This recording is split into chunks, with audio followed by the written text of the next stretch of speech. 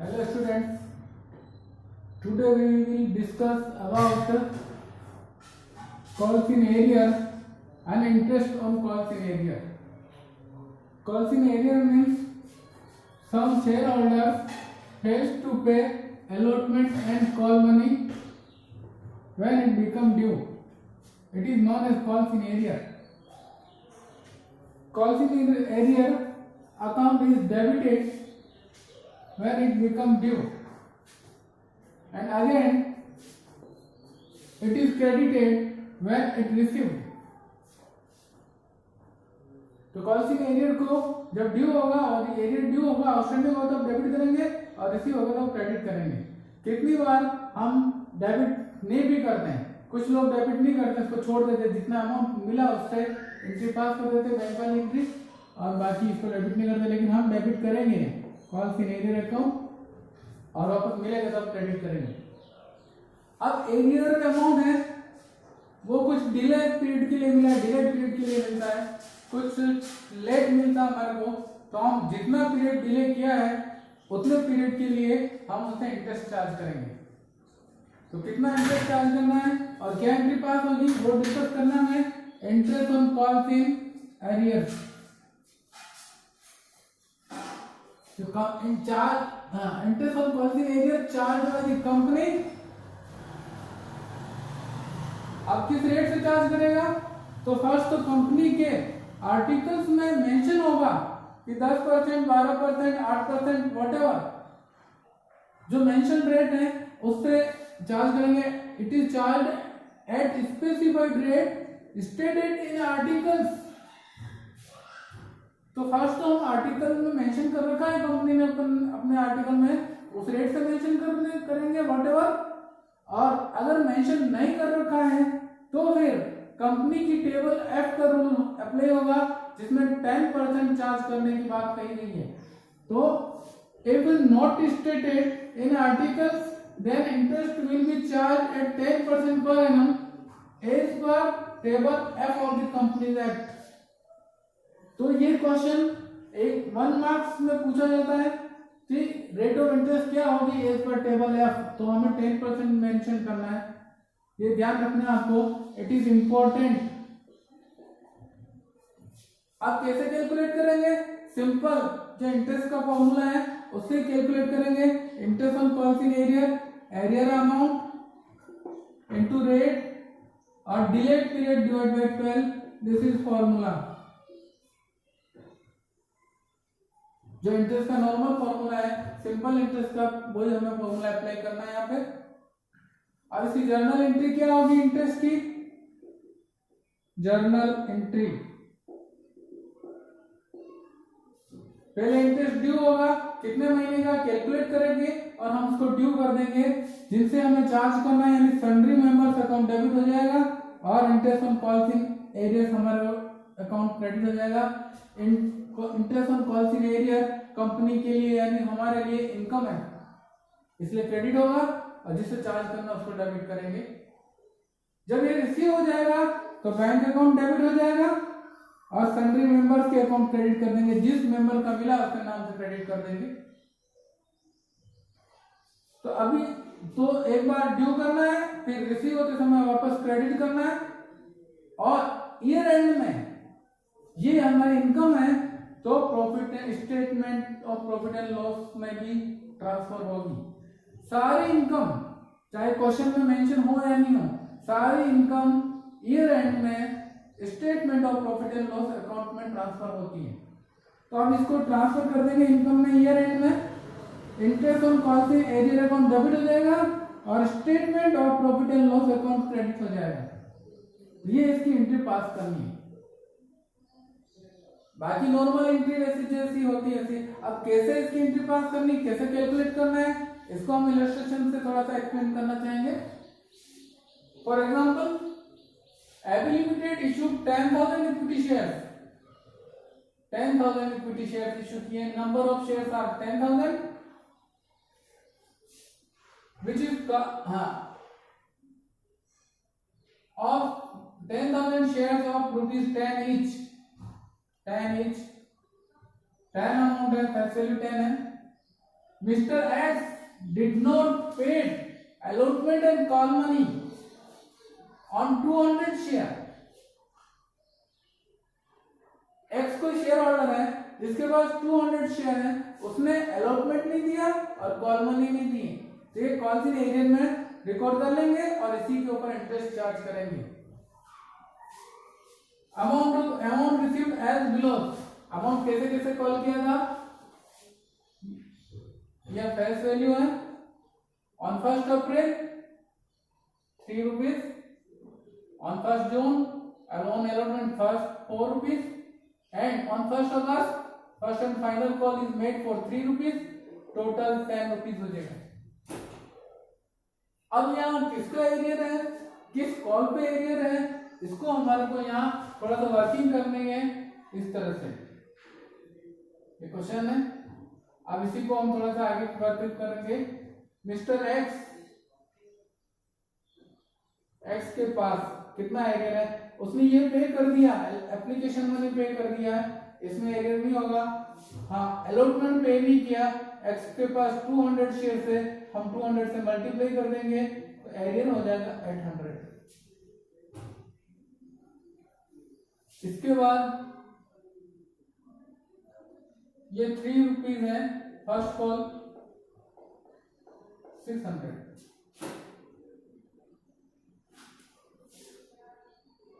अब ये कब पे किया, इसमें इंटरेस्ट कितने महीने का चार्ज करेंगे, तो पेमेंट की बात करेंगे। अब बात करते हैं आगे, पहले एंट्री कर लेते हैं, फिर कब पेमेंट किया उसकी बात करते हैं।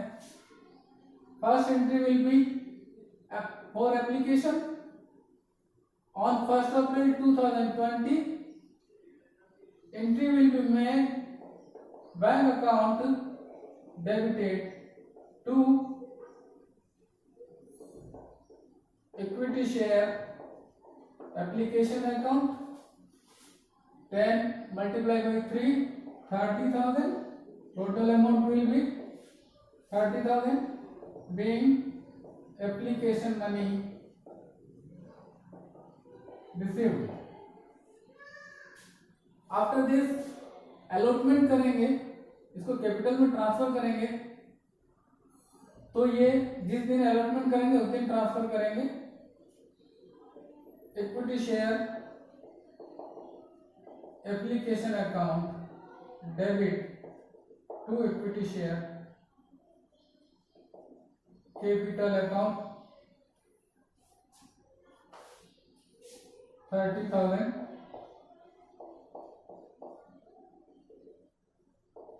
being application money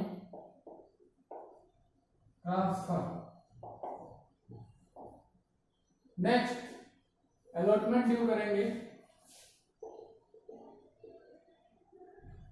10,000 multiply by 4। Call करते समय या ड्यू करते समय हम पूरा अमाउंट कॉल करते हैं, 10,000 into 4, equity share allotment account debited 10,000 into 4, 40,000 to equity share capital account 40,000। Now narration will be allotment money due। हम इसी दिन मान रहे हैं, अगर डेट नहीं दे रहे तो इसी दिन रिसीव मानना है इसको। Bank account debited,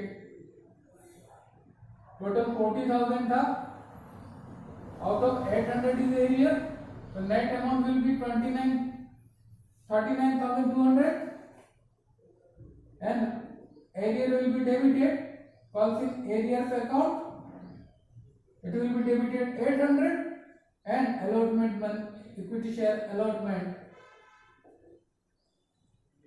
account will be credited by 40,000 being allotment money received. Now it is completed. Now we will call again on 1st August, final call, first and final call, equity share first and final call account debited bye call amount 10,000 multiply by 3 for 30,000 to equity share capital account 30,000 being first and final call due. Now it will be received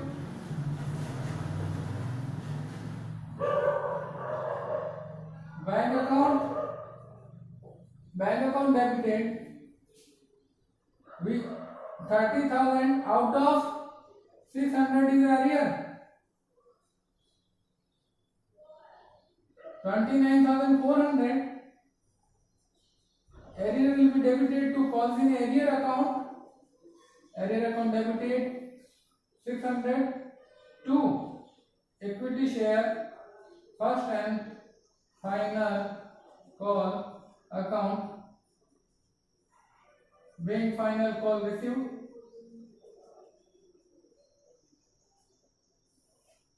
Now normal entries are completed for each installment.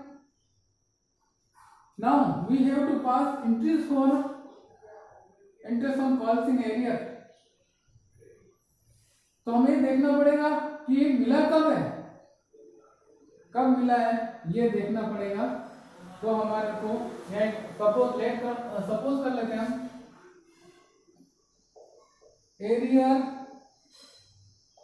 arrears received on first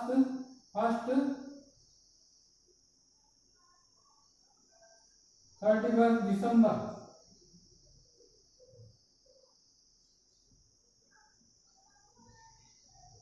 2020. तो हमारा क्या करना है, period calculate करना है. 31 दिसंबर 2020 इस तारीख को एरियर हमें रिसीव हुआ है. तो अलॉटमेंट ये रिसीव हुआ है फर्स्ट टू और 6 मंथ का इंटरेस्ट चार्ज करेंगे इसके ऊपर 6 मंथ.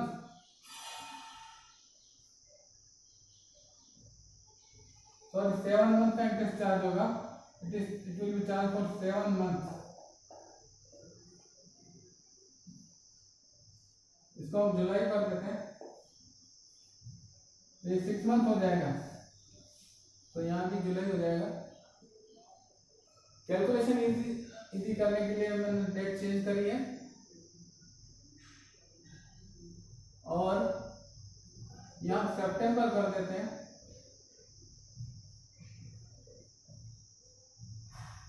यस, तो यहाँ सितंबर से 31 दिसंबर तक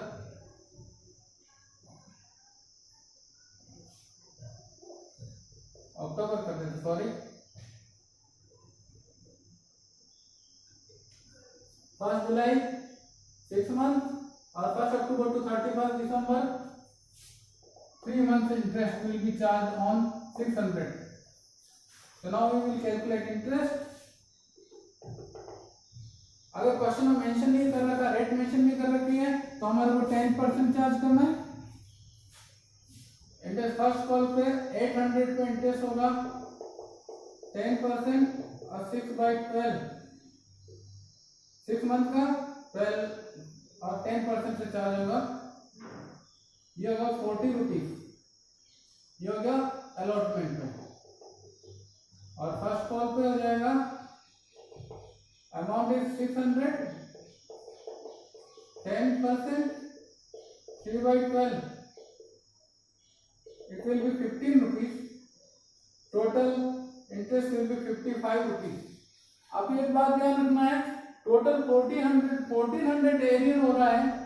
इस पे इंटरेस्ट एक साथ चार्ज नहीं करना है, आपको इंटरेस्ट सेपरेट चार्ज करना है because of period is different for both the amount.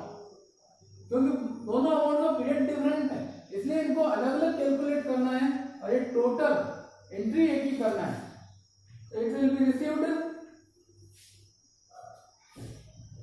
on 31st December. 55 rupees due हो गया, तो ड्यू होते ही एंट्री हो जाएगी। उसके बाद इसको रिसीव करना पड़ेगा हमारे को 55 रुपीज, एंड देन लास्ट में इसको हमें ट्रांसफर करना पड़ेगा प्रॉफिट एंड लॉस अकाउंट में। अब ये अमाउंट जो 1400 हमें मिला है, इसका भी हमें एंट्री पास करना पड़ेगी। Bank account debit to falls in arrear account 1400. Narration will be being arrears received.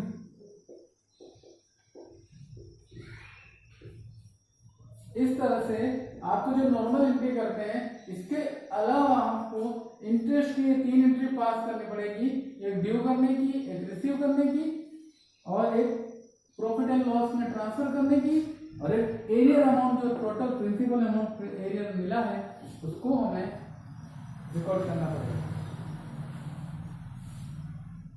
तो आज के लिए इतना ही। Thank you.